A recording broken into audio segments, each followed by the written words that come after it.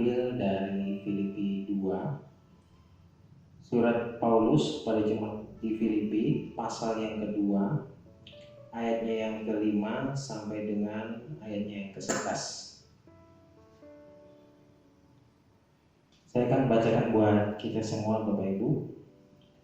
Filipi 2 ayat yang kelima sampai dengan 11 berbunyi demikian, hendaklah kamu dalam hidupmu bersama menaruh pikiran dan perasaan yang terdapat juga dalam Kristus Yesus, yang walaupun dalam rupa Allah tidak menganggap kesetaraan dengan Allah itu sebagai milik yang harus dipertahankan, melainkan telah mengosongkan diri dan mengambil rupa seorang hamba dan menjadi sama dengan manusia. Dan dalam keadaan sebagai manusia ia telah merendahkan dirinya dan taat sampai mati, bahkan sampai mati di kayu salib. Itulah sebabnya Allah sangat meninggikan dia dan mengaruniakan kepadanya nama di atas segala nama, supaya dalam nama Yesus bertekuk lutut segala yang ada di langit dan yang ada di atas bumi dan yang ada di bawah bumi, dan segala lidah mengaku Yesus Kristus adalah Tuhan bagi kemuliaan Allah Bapa. Puji Tuhan, Bapak Ibu Saudara yang dikasihi Tuhan, tanpa terasa kita sudah masuki minggu ketiga di bulan Desember dan sebentar lagi kita akan merayakan Natal. Namun, jika kita lihat tahun ini, apa yang hilang di Natal tahun ini? Semua perayaan yang biasanya kita lihat di akhir-akhir tahun, segala hiruk-pikuk keramaian di akhir tahun, masa perayaan Natal, kesibukan di masa libur anak-anak sekolah menjelang Natal, segala kemewahan, dekorasi, pesta, bahkan event-event besar dalam gereja, pelayanan gereja. Bapak Ibu Saudara yang dikasihi Tuhan, ada sedikit perenungan pribadi saya. Saya sempat berpikir dalam diri saya, ada sedikit gitu ya, sedikit. Pertama, ada sedikit kecewa gitu ya, ada sedikit kecewa. Ini pribadi saya, Bapak Ibu Saudara. Kenapa tahun ini Natal tidak seperti biasanya? Yang tentunya kemarin Bapak Gembala sudah beritahukan melalui rekaman khotbah minggu lalu, gereja kita sudah ada perencanaan, sudah ada persiapan-persiapan lah yang dibuat untuk menyambut hari Natal. Namun dikarenakan kondisi kita saat ini, Bapak Ibu Saudara, jadi tidak memungkinkan kita untuk berkumpul, tidak memungkinkan kita untuk bisa merayakan ibadah seperti biasanya di gereja, namun harus ibadah di rumah. Apalagi kita ketahui bahwa tidak ada surat edaran dari pemerintah yang menyatakan bahwa gereja harus beribadah ya, dari rumah melalui online. Jadi Bapak Ibu Saudara, ada sedikit rasa kecewa dalam diri saya gitu ya. Kenapa ya tahun ini rasa berbeda, ya, ada yang kurang gitu ya. Yang berikutnya saya merasa ada sedikit gitu ya, ada sedikit ya kayak putus asa gitu ya. Kapan ya kita bisa ibadah lagi ya, karena ini udah mau masuk Natal nih, sebentar lagi Natal ya, apalagi udah ada surat edaran dari pemerintah ya. Kayaknya gak mungkin kita merayakan Natal di gereja gitu ya. Padahal sudah ada harapan gitu ya, kita bisa ibadah Natal, kumpul bareng gitu kan. Itu pun baru rencana nanti awal bulan Januari. Tapi itu pun juga masih belum jelas. Jadi ada sedikit rasa putus asa juga saya. Kira sampai kapan kita ibadah di rumah ya. Baru kemudian ada mungkin juga sedikit ketakutan dalam diri saya. Kira-kira bisa nggak kita merayakan Natal tahun depan ya bersama-sama. Apakah pandemi ini akan cepat berlalu atau tidak ya, ada sedikit ketakutan ya Bapak Ibu. Apakah nanti tahun depan Natal kita akan seperti ini lagi atau gimana?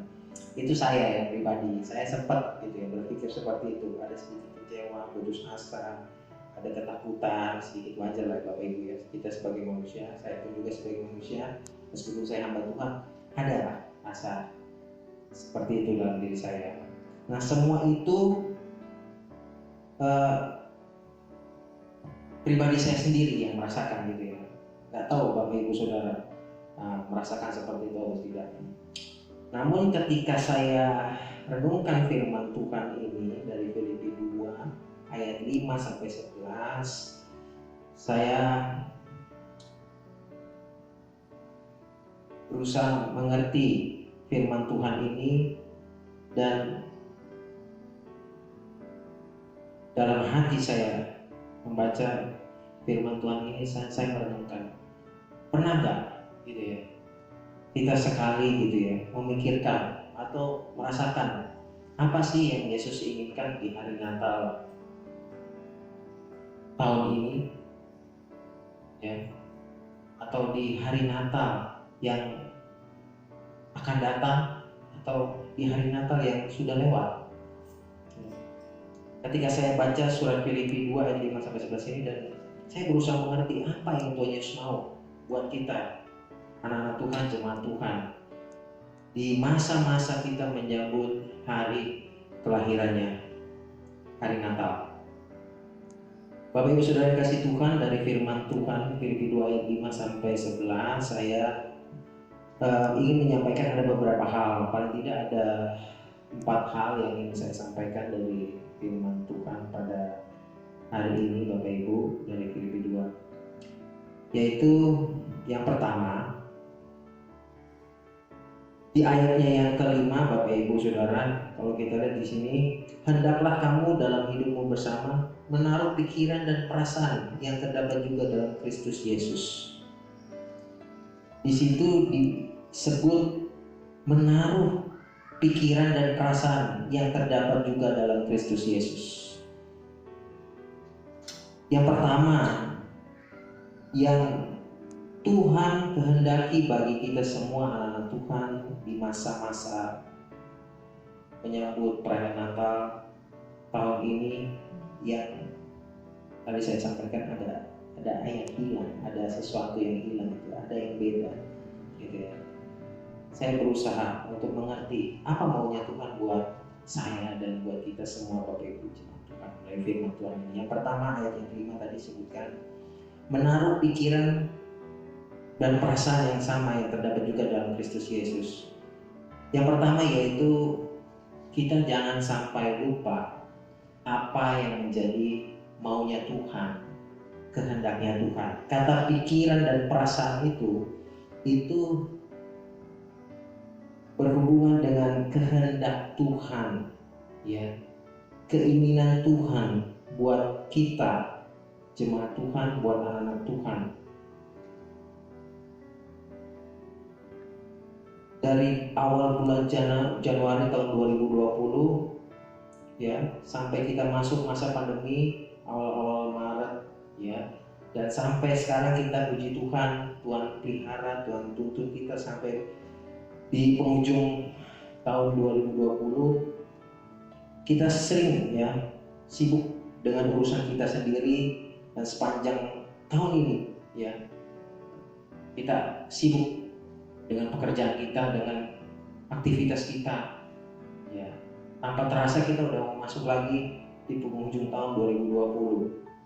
Pernah nggak kita berpikir gitu ya, apa yang mau jadi maunya Tuhan dalam hidup kita? Apa sih yang jadi pikiran Tuhan, kehendak Tuhan bagi hidup kita, bagi keluarga kita ya, bagi pelayanan kita? Bapak Ibu Saudara yang kasih Tuhan, dari firman Tuhan ini ayat 5, Rasul Paulus mau mengajar jemaat di Filipi dan juga kita semua Bapak Ibu Saudara, anak-anak Tuhan, jemaat Tuhan, untuk kita jangan lupakan kehendak Tuhan, maunya Tuhan di dalam hidup kita. Boleh kita sibuk dengan kesibukan kita, tetapi Jangan sampai kita lupa apa yang menjadi kehendak Tuhan, yang Tuhan mau inginkan di dalam hidup kita. Dari mana kita bisa tahu kehendak Tuhan? Dari mana kita bisa tahu apa yang jadi keinginan Tuhan? Mari kita baca firman Tuhan. Mari kita berdoa. Mari kita bersekutu dengan Tuhan. Cari kehendak Tuhan.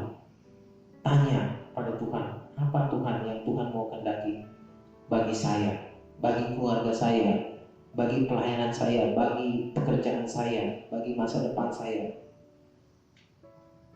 Bapak Ibu Saudara yang kasih Tuhan, firman Tuhan mengajar kita untuk kita tidak melupakan Tuhan di dalam kehidupan kita, di dalam hari-hari kita. Kita masuk masa Natal ini, kita berusaha untuk mengerti apa yang udah saya buat sepanjang tahun ini untuk Tuhan. Apa sih maunya Tuhan dalam diri saya untuk saya lakukan buat Tuhan.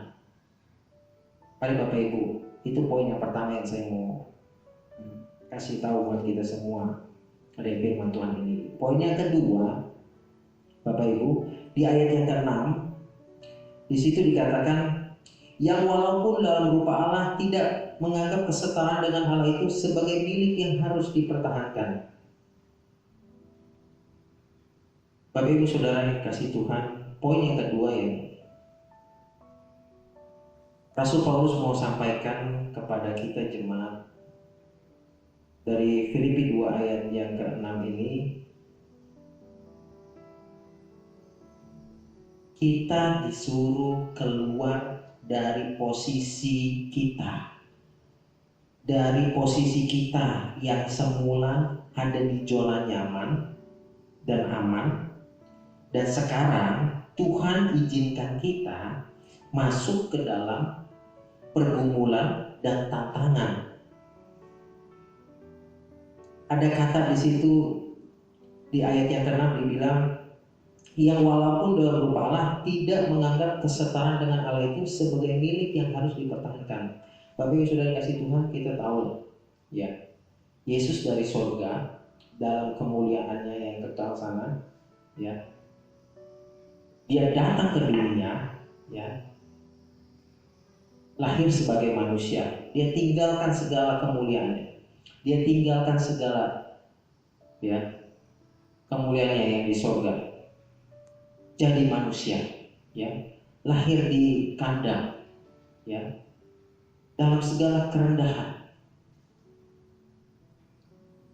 Dia tidak memikirkan posisi dia yang semula. Dia relakan semua itu, tinggalkan surga, datang ke dalam dunia. Untuk siapa? Untuk kita, Bapak Ibu Saudara kasih Tuhan. Yesus sendiri memberi teladan bagi kita, Bapak Ibu Saudara kasih Tuhan, bahwa kita tidak selamanya ada di dalam zona nyaman, di dalam posisi zona nyaman dan aman. Tahun ini, Bapak Ibu Saudara, sadar atau tidak sadar, Tuhan sedang membiarkan kita, mengizinkan kita, atau mengajak kita untuk keluar dari zona nyaman kita, masuk ke dalam pergumulan, masuk ke dalam tantangan. Dimulai dari pandemi ini, Bapak Ibu Saudara kasih Tuhan, saya yakin Bapak Ibu semua pasti bergumul, saya pun juga bergumul, kita semua hamba-hamba Tuhan bergumul, semua orang di muka bumi ini bergumul. Saya percaya ini semua ada rencana Tuhan, ada rancangan Tuhan buat kita semua. Apa maksud Tuhan dari semua ini? Apa maksud Tuhan membiarkan kita masuk ke dalam pergumulan, membiarkan kita masuk dalam tantangan? Pasti Bapak Ibu Saudara yang kasih Tuhan, ada rancangan yang baik, yang indah, yang ingin Tuhan kerjakan buat kita semua yang percaya kepada Dia. Bapak Ibu Saudara kasih Tuhan, saya mendapati ketika kita diizinkan Tuhan keluar dari zona nyaman kita, zona aman kita, dan masuk dalam pergumulan dan tantangan, yaitu untuk membentuk pribadi kita sebagai anak-anak Tuhan, membentuk pribadi Bapak Ibu Saudara menjadi pribadi-pribadi yang tangguh, yang kuat, yang kokoh imannya. Sekaligus juga ini membentuk karakter Kristen kita, karakter rohani kita sebagai anak Tuhan, sehingga semua kita jemaat Tuhan, anak-anak Tuhan diuji oleh Tuhan sampai sejauh mana kita mengandalkan Dia, sampai sejauh mana kita percaya, beriman, tetap percaya, berdoa, setia sama Dia. Itu yang saya dapati Bapak Ibu. Poin yang kedua, Tuhan mengajar kita untuk keluar dari posisi zona nyaman, zona aman, masuk dalam pergumulan, diizinkan Tuhan masuk dalam pergumulan, ya, dan tantangan. Gunanya untuk menguji kita, menguji kesetiaan kita, menguji iman kita, dan kita akan lahir nanti keluar sebagai pribadi-pribadi yang menang, pribadi-pribadi yang berkarakter Kristus. Yang ketiga Bapak Ibu, yang saya mau sampaikan dari firman Tuhan Filipi 2 ayat 5 sampai dengan ayat yang 11 ini, ayat 11, yaitu poin yang ketiga, ayat yang ketujuh Bapak Ibu. Di ayat yang ketujuh, di situ dibilang, melainkan telah mengosongkan dirinya sendiri dan mengambil rupa seorang hamba dan menjadi sama dengan manusia. Bapak Ibu Saudara yang dikasihi Tuhan, dari ayat yang ketujuh ini, apa yang Rasul Paulus mau sampaikan kepada kita, yaitu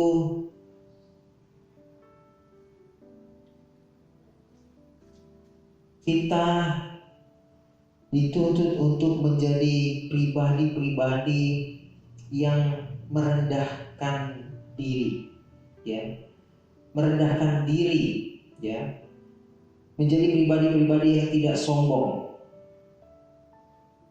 Bapak Ibu Saudara kasih Tuhan, selama ini, ya, kita bangga dengan semua pencapaian kita, dengan prestasi kita, ya. Namun kita nggak menyadari sesungguhnya yang menjadi pencapaian kita, prestasi kita, itu semua berasal dari Tuhan. Itu semua berasal dari pada Tuhan. Kita bisa berhasil, kita bisa sukses, kita bisa melakukan segala sesuatu, itu semua karena Tuhan. Bapak Ibu Saudara kasih Tuhan, di ayat yang ketujuh ini, ya, dalam terjemahan lain saya baca kata mengosongkan dirinya. Kata mengosongkan dirinya ini dalam bahasa Inggris dia pakai kata mengambil rupa, ya, mengambil rupa dan mengabaikan segala reputasi, ya, mengabaikan segala reputasi. Itu yang ada di dalam terjemahan bahasa Inggrisnya, no reputation. Jadi Yesus ketika dia datang sebagai manusia, dia tidak menganggap dirinya Allah. Dia tidak menganggap dirinya Allah. Dia mengosongkan dirinya. Dan di ayat selanjutnya, di situ, di kata selanjutnya dibilang menjadi sama dengan manusia. Yesus yang ada apa-apanya tadi di sorga, yang tadi saya sempat sebutkan, dia di sorga dengan kemuliaannya, dengan kemahakuasaannya, ya, dengan kemegahannya. Dia datang ke dunia, dia mengosongkan diri, ya, dan menjadi sama dengan manusia. Bapak Ibu Saudara dikasih Tuhan, saya dapat makna dari ayat ini begini. Ketika Yesus mengambil rupa manusia, menjadi sama dengan manusia, itu menggambarkan diri kita Bapak Ibu, bahwa kita di mata Tuhan itu tidak ada apa-apanya, no reputation. Gak ada hebat-hebatnya kita, gak ada bangga-bangganya kita, ya. Kita gak bisa berbangga-bangga gitu, oh saya kuat, saya hebat, saya gagah, saya mampu. Gak ada Bapak Ibu. Kita ini gak kuat, kita ini gak hebat, Kita ini nggak mampu kalau tanpa Tuhan. Itu yang ayat ini mau sampaikan. Menjadi sama dengan manusia artinya manusia itu tidak apa-apanya, tidak ada apa-apanya di hadapan Tuhan.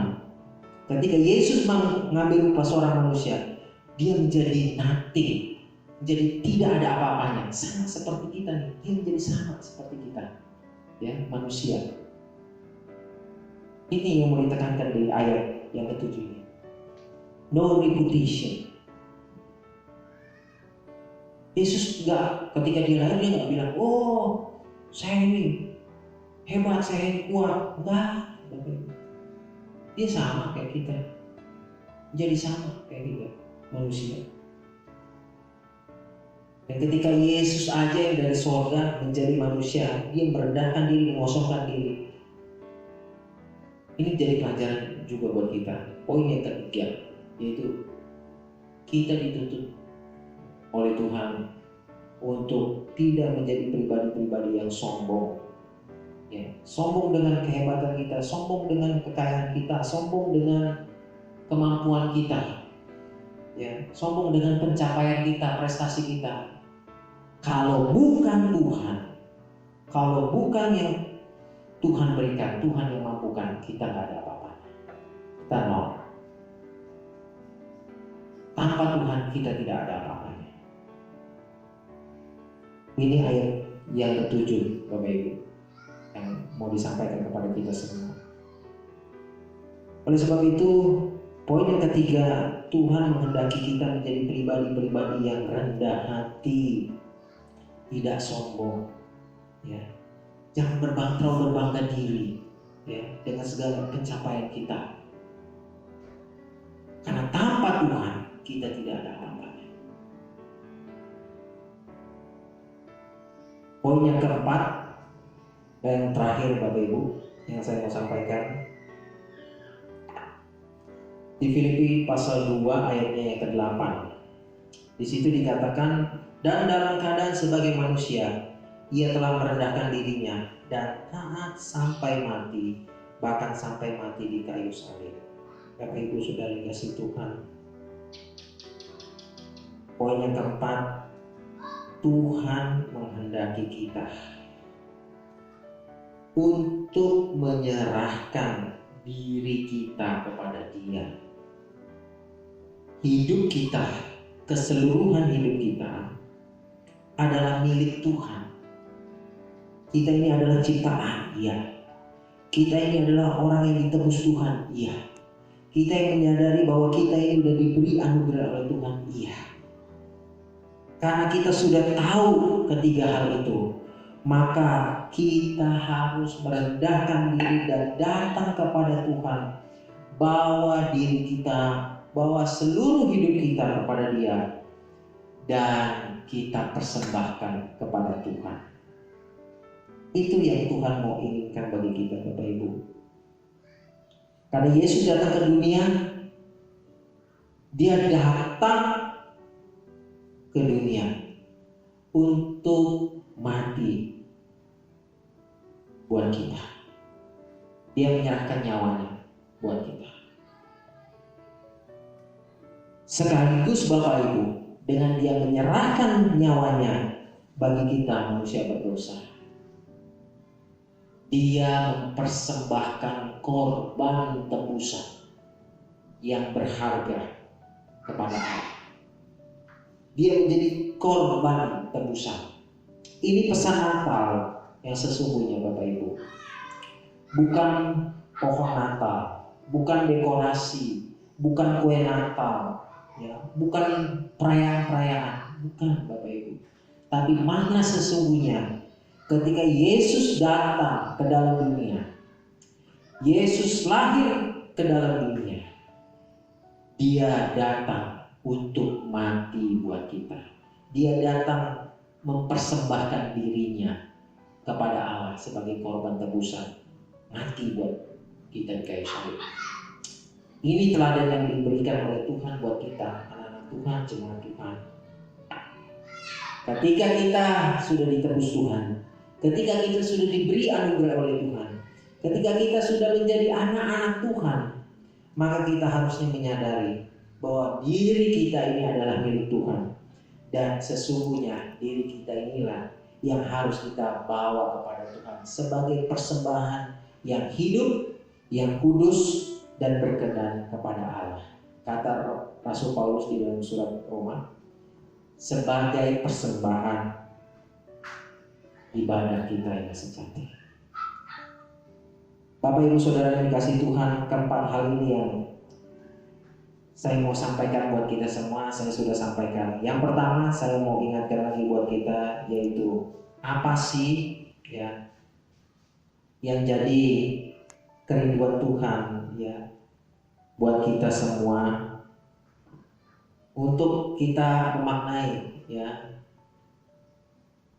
masa-masa Natal ini ya, bukan perayaan, bukan hiruk pikuk di akhir tahun ini, bukan kesibukan kita di masa libur Natal, bukan kemewahan, bukan pesta, bukan event-event besar perayaan Natal ya. Itu semuanya mengarah kepada pribadi kita ya, pada ego kita. Tapi pernah gak kita memikirkan apa sih yang Tuhan mau di hari Natal ini? Saya mau bawa kepada kita 4 hal itu tadi Bapak Ibu.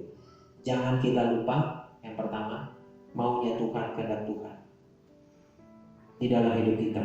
Jangan kita sibuk ya, mulai dari awal Januari sampai akhir tahun dengan urusan kita ya. Kita terus yang dipikirin, gak pernah kita mikir Tuhan, gak pernah kita mikir apa sih maunya Tuhan, apa yang Tuhan mau buat saya lakukan dalam hidup saya. Itu yang pertama. Yang kedua, Tuhan mau kita keluar dari zona nyaman kita, keluar dari zona aman kita, masuk dalam pergumulan, masuk dalam tantangan untuk menguji iman kita. Bapak Ibu siap? Nah, kita nggak tahu pandemi ini sampai kapan. Namun saya percaya bahwa di dalam semuanya ini Tuhan bekerja, dan Tuhan akan terus bekerja bagi Bapak Ibu Saudara semua yang percaya. Dan Tuhan akan menolong kita menjadi pribadi-pribadi yang tangguh, pribadi-pribadi yang kuat imannya, pribadi-pribadi yang teruji oleh karena pergumulan, oleh karena tantangan yang Tuhan izinkan untuk kita alami. Yang ketiga, kita diinginkan Tuhan menjadi pribadi-pribadi yang tidak sombong, tidak terlalu berbangga diri dengan segala apa yang kita sudah lakukan, apa yang kita sudah capai, ya, apa yang kita udah punya.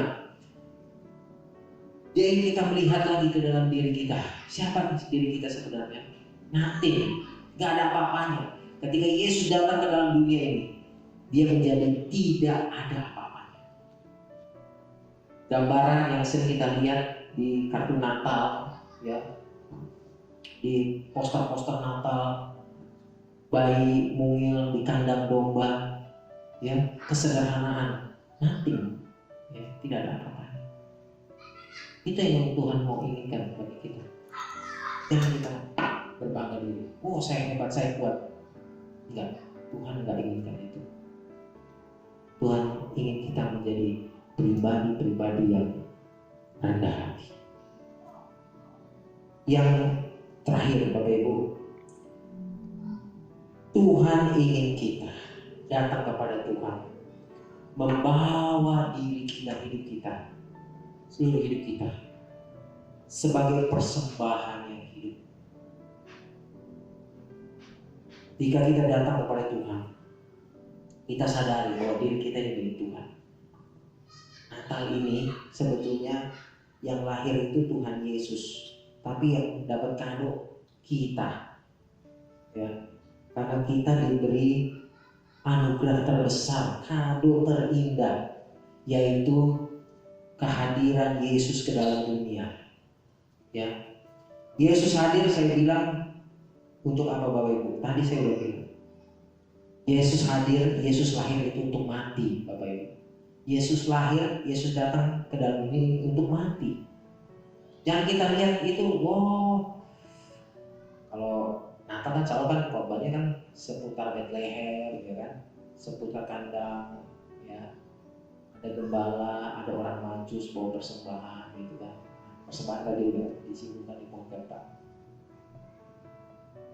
Tapi kita lupa ujungnya, Bapak Ibu.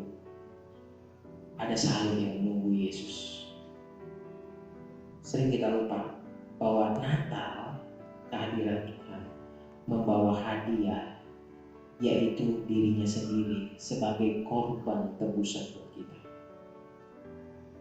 Tuhan mau juga ketika kita sudah jadi anak Tuhan yang ditebus Tuhan, kita datang kepada Tuhan, bawa hidup kita sebagai korban persembahan yang hidup, yang kudus dan berkenan kepada Allah.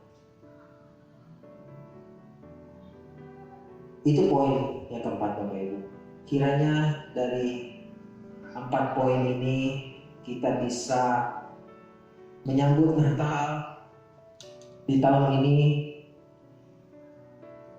dengan sukacita, tetap sukacita, tetap dengan penuh pengharapan, tidak ada kekecewaan, Bapak Ibu. Ya, seperti tadi saya bilang itu, saya sempat kecewa sedikit gitu. Tidak ada keputusasaan, tapi dengan pengharapan bahwa Tuhan mengizinkan kita alami ini, tidak ibadah Natal di gereja, ya. Tapi puji Tuhan, kita masih tetap bisa diizinkan ibadah online. Bapak Ibu Saudara kasih Tuhan, mari tetap kita berpengharapan dalam Tuhan bahwa meskipun kita tidak ibadah di gereja, kita tetap ibadah online, kita masih tetap bersekutu, kita bisa tetap saling bertatap muka dalam ibadah online, bisa saling berkomunikasi, saling bertegur sapa, saling menguatkan, ya, bisa ibadah juga, Bapak Ibu, ya. Itu Bapak Ibu. Yang ketiga, tidak ada ketakutan. Ketika kita melihat, ya, firman Tuhan ini, kita percaya bahwa kita nggak usah takut bahwa hari esok itu miliknya Tuhan. Pergumulan diizinkan Tuhan, dan Dia tahu yang terbaik buat kita. Dia tahu kapan ini akan berakhir, kapan pergumulan kita ini akan berakhir.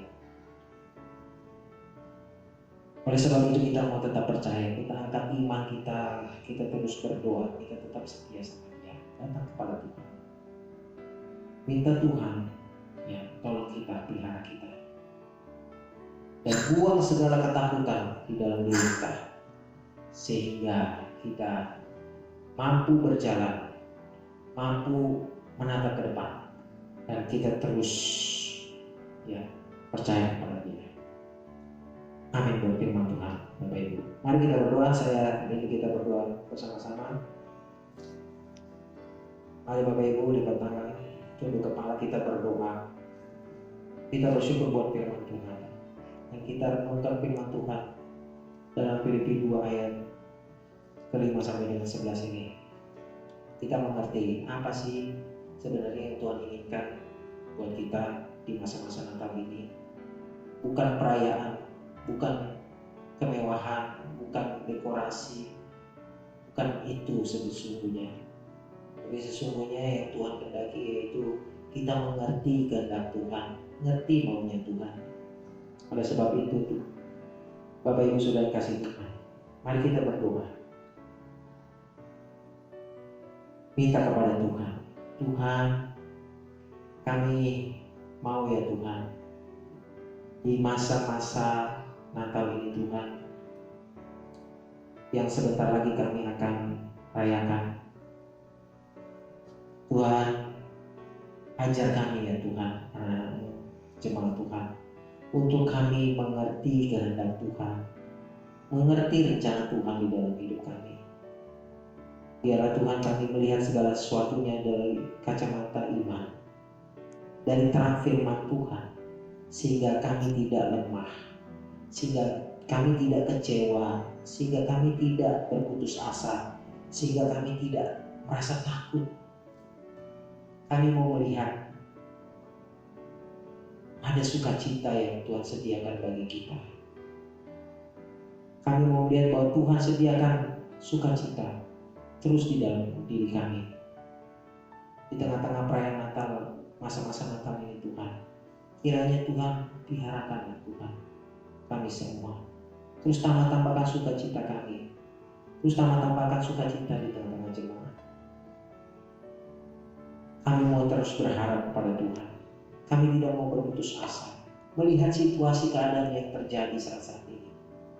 Tapi kami mau berpengharapan di dalam Tuhan. Kami punya iman.